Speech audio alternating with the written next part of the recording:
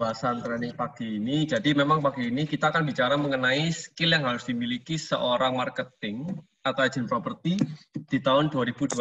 Bukan hanya skill pandai berbicara, tetapi beberapa skill ini juga harus diketahui, dipelajari karena banyak orang yang miss atau tidak terlalu memperhatikan dari sisi ini. Oke, saya mulai share screen. Nanti apabila ada pertanyaan, bisa dicatat dulu. Setelah saya menjelaskan semua, silakan ditanyakan. Pertama, skill yang harus dimiliki oleh seorang marketing atau agent property tahun 2021 adalah adaptasi. Kemudian yang kedua adalah komunikasi. Ketiga adalah perspective taking, jadi melihat dari sudut pandang yang berbeda. Yang keempat adalah solution based atau selalu memiliki solusi. Dasar kita berbicara adalah bagaimana kita mencari solusi. Oke, kalau kita bicara mengenai adaptasi, adaptasi terhadap apa, Pak? Pertama, adaptasi terhadap teknologi. Mau nggak mau, kita zaman sekarang sebagai seorang agent property diharuskan atau diwajibkan untuk bisa menguasai teknologi, baik itu menggunakan smartphone, sosial media, terus kemudian aplikasi-aplikasi yang mendukung kita untuk bisa memasarkan properti seperti Canva, terus kemudian viewing atau prospek customer melalui Zoom, itu hal-hal yang harus kita mulai belajar di tahun 2021. Yang sebelumnya di tahun 2020 sudah belajar, di tahun 2021 harus mulai dibiasakan. Yang kedua, cara kerja. Cara kerja ini lebih kepada bagaimana kita mengubah cara kita dalam melakukan pekerjaan kita sebagai agent property. Contoh begini, kalau kita tahu bahwa agent property di Surabaya itu kan ada kurang lebih mungkin sekarang sekitar 5.000 orang. Dengan semakin berkembangnya bisnis properti dan orang tahu bahwa di properti itu duitnya banyak. Tetapi tidak semua orang bisa bekerja dengan benar. Karena sepikiran semua orang yang melihat bahwa properti itu sebuah yang duitnya banyak, tetapi cara kerja mereka betul-betul hanya sekedar seperti jual beli sewa, sehingga di luar banyak sekali tenaga pemasaran properti yang tidak profesional, baik dalam cara bekerja, tidak profesional dalam cara berbicara. Nanti akan saya bahas di sisi komunikasi. Terus bagaimana kita memposisikan diri kita sebagai seorang agent property. Jadi kalau kita bicara Ray White itu adalah ada sebuah agensi properti profesional yang berasal dari Australia yang kita sebenarnya punya standar, teman-teman. Standarnya apa? Standar kerjanya itu mulai dari A sampai Z. Apa saja yang harus kita lakukan sebagai seorang tenaga pemasaran agent properti Ray White.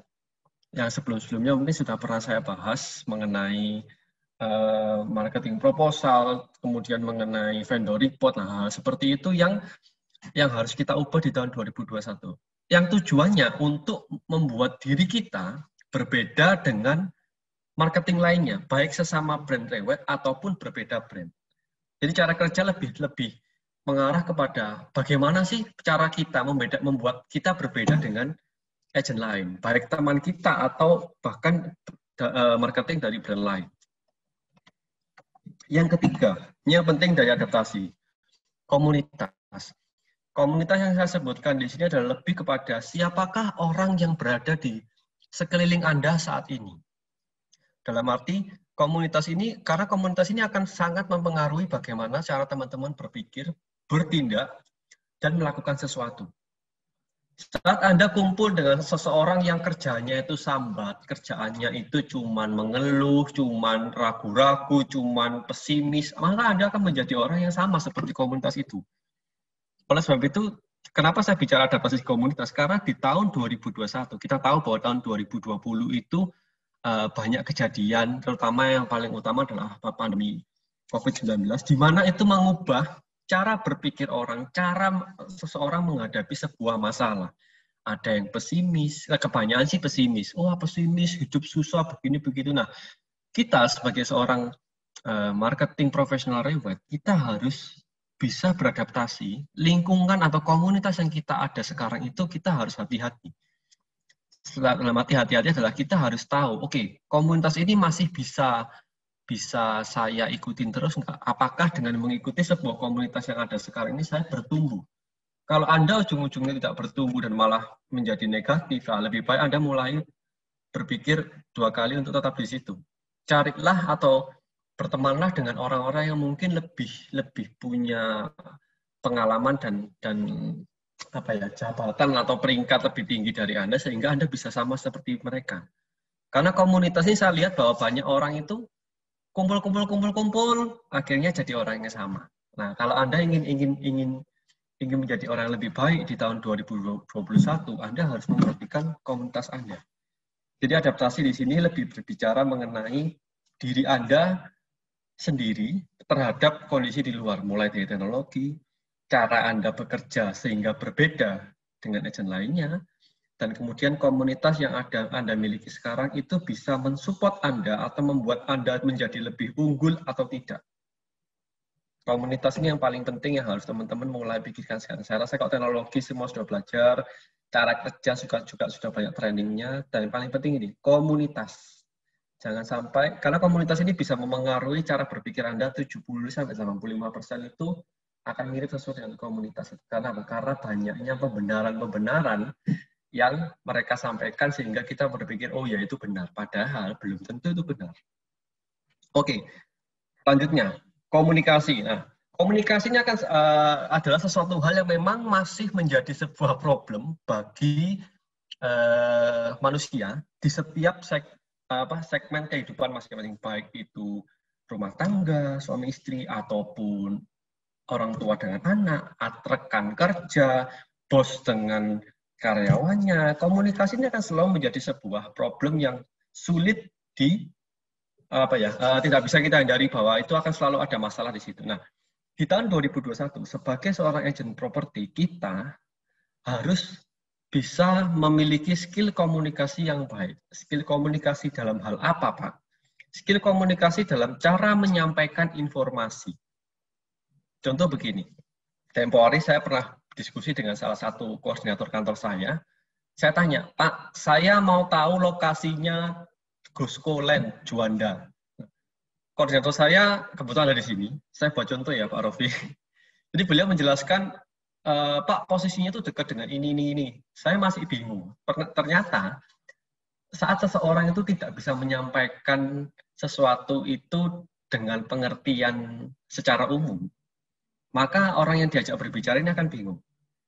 Padahal kalau setelah saya bisa berhasil mencerna apa kata koordinator saya, ternyata penjelasannya cukup jelas begini, Pak, lokasinya itu di Raya Juanda, satu lokasi dengan perumahan Diamond Park, punyanya Surya Enti Permata. Oh ya oke, saya langsung paham. Nah, jadi kebanyakan saat seorang marketing menyampaikan informasi kepada calon buyer atau kepada vendor, itu terkadang marketing itu menyampaikannya sesuai dengan cara berpikir mereka. Cara berpikir kita. Contoh, saya menyampaikan kepada seorang buyer, Pak, rumahnya itu spesifikasinya begini. Kadang kita menganggap orang yang kita ajak bicara itu secara nggak sadar. Kadang kita menganggap orang yang kita ajak bicara itu sudah mengerti seperti apa yang kita pikirkan. Sehingga akhirnya sering terjadi miskomunikasi. Jadi kita harus bisa menyampaikan informasi itu yang simple dan sesuai dengan pemahaman yang umum. Karena secara tidak sadar, nggak usah teman-teman, saya pun juga kadang kalau menjelaskan ke seseorang itu masih kebawa bahwa saya menjelaskan seolah-olah orang yang di depan saya ini tahu apa yang saya omongkan.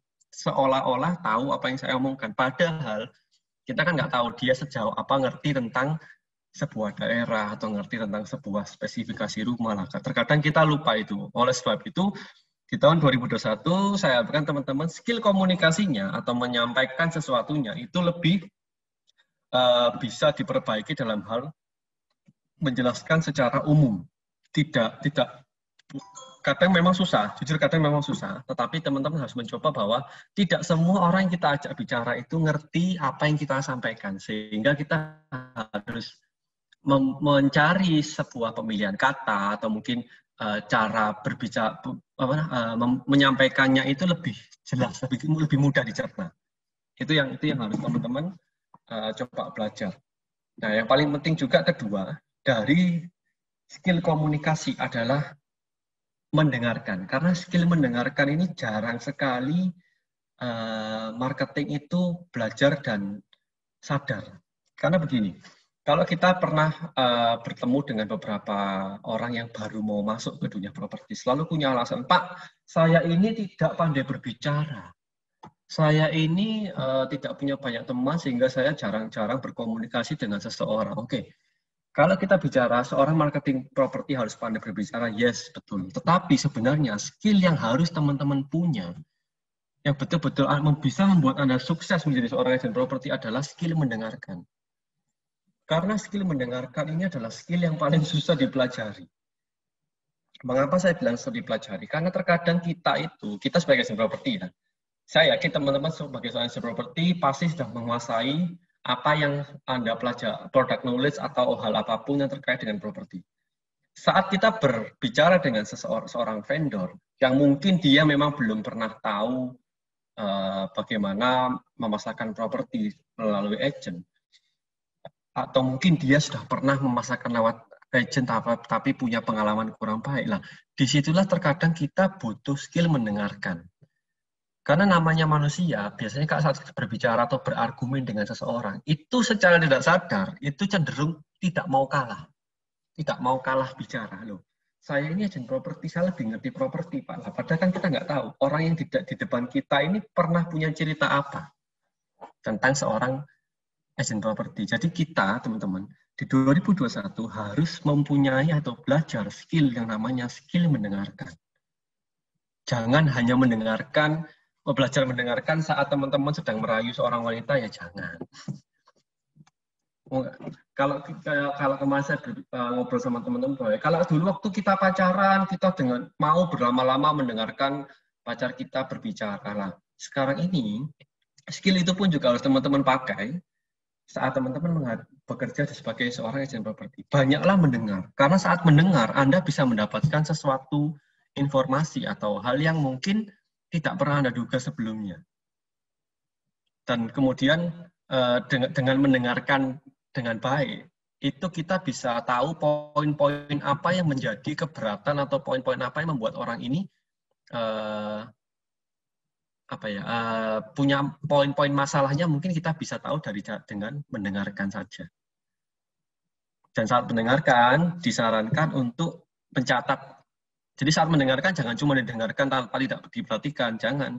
Mendengarkan apa yang disampaikan seseorang sambil dicatat poin apa yang mungkin nanti harus Anda jawab. Itu yang paling penting. Mulai dari yang pertama, adaptasi, komunikasi, karena keempat hal ini teman-teman itu berkaitan semua.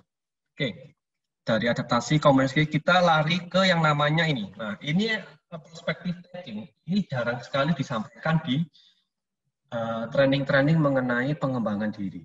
Mengapa? Karena perspektif taking ini lebih mengacu kepada bagaimana kita bisa mengenali seorang customer, baik itu vendor atau buyer, sehingga kita betul-betul bisa mengetahui orang ini keinginannya apa. Oke.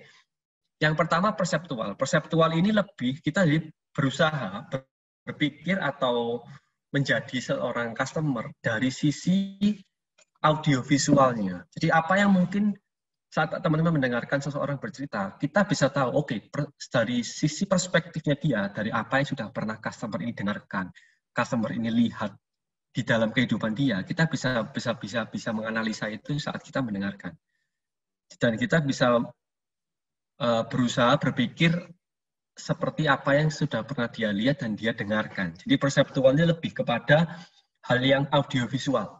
Contoh begini, saya sudah pernah ke perumahan ini, Mas. Perumahan ini lingkungannya bagus, cuman jalannya kecil. Dan di dekatnya situ ada pusat keramaian atau ada bengkel, sehingga saya agak terganggu kalau ada suara bengkel. Nah, jadi kita berusaha membayangkan apa yang sudah pernah dia lihat dan dia dengar. Sehingga dari situ kita bisa tahu, oh oke, berarti orang ini butuhnya adalah sesuatu hal yang atau sudah pernah lihat lokasi yang seperti itu. Jadi jangan sampai kita menyarankan lokasi yang ada seperti itu. Itu dari sisi audio visual. Kemudian yang kedua itu dari sisi konseptual. Konseptualnya artinya kita melihat sesuatu atau melihat sudut pandang seorang customer itu dari perasaan, cara dia berpikir tentang sesuatu. Itu lebih ke konseptualnya lebih di situ. Jadi saat orang menceritakan dirinya, saya mau beli rumah ini karena saya baru menikah, atau saya beli rumah buat orang tua karena orang tua saya sudah tua, saya butuh rumah yang kamar bawahnya satu besar. Jadi kita berusaha mendalami cara berpikir orang ini dari perspektif dia secara perasaan dan cara berpikir. Sudah bukan melalui audiovisual lagi. Dengan skill perspektif taking ini, kita akan bisa lebih mendalami apa yang sebenarnya dipikirkan atau diingini seorang customer. Itu kita bisa lebih tahu. Nah, setelah kita sudah bisa mengetahui dua hal ini, teman-teman, yang terakhir, nah ini yang paling penting. Banyak sekali manusia di muka bumi ini yang selalu fokus kepada problem saat mereka menghadapi sebuah masalah, saat mereka menghadapi sebuah kasus atau problem dalam hidupnya, mereka cenderung merenungkan, aduh kenapa ya hidupku ini susah dan lain-lain. Tetapi kita sebagai seorang agent properti, tugas kita kan membantu seseorang memecahkan masalahnya dia, entah masalah mau beli atau mau jual. Jadi daripada kita berpikir berpikir sama-sama tentang masalah ini bagaimana, lebih baik kita memikirkan solusinya apa. Dari tadi, dua hal tadi, pertama komunikasi. Dengan komunikasi kita bisa mendengarkan apa yang mereka inginkan, terus kemudian kita melihat atau menganalisa perspektif dari customer ini, maka kita dengan mudah akan bisa mendapatkan solusi. Jadi teman-teman yang mau saya sampaikan mengenai solution base ini adalah apapun yang problem yang Anda hadapi saat ini, mau itu problem pribadi, problem pekerjaan, problem rumah tangga, atau apapun, selalu pikirkanlah solusi apa yang harus Anda lakukan. Solusi apa yang bisa didapatkan. Karena kalau kita berkutat kepada problemnya terus, kita nggak akan bisa maju. Ya. Jadi yang mau saya sampaikan juga mengenai solution base ini adalah saat teman-teman fokus kepada solusi. Karena apa yang sudah terjadi di belakang, masalah yang terjadi di belakang itu kan masa lalu. Masa lalu itu tidak bisa kita ubah, teman-teman. Yang bisa kita create atau ciptakan atau kita atur adalah yang di depan. Sehingga kata-kata solution base ini adalah sesuatu hal yang harus teman-teman sering pelajari, sering mulai berlatih berpikir. Saat Anda bertemu dengan seorang customer, dia punya masalah apa, Anda analisa, langsung Anda catat. Saat dia bercerita, Anda catat, siapkan solusi apa untuk orang ini. Jadi, keempat skill ini tadi,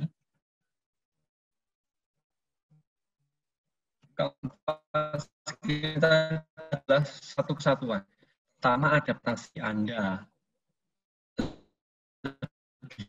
mengubah komunikasi lebih mengarah kepada bagaimana Anda cara menyampaikan sesuatu informasi dan mendengarkan informasi. Setelah mendengarkan dan menyampaikan informasi, Anda harus bisa menganalisa apa yang jadi pemikirannya dari customer, baik vendor atau buyer, dan siapkan solusi yang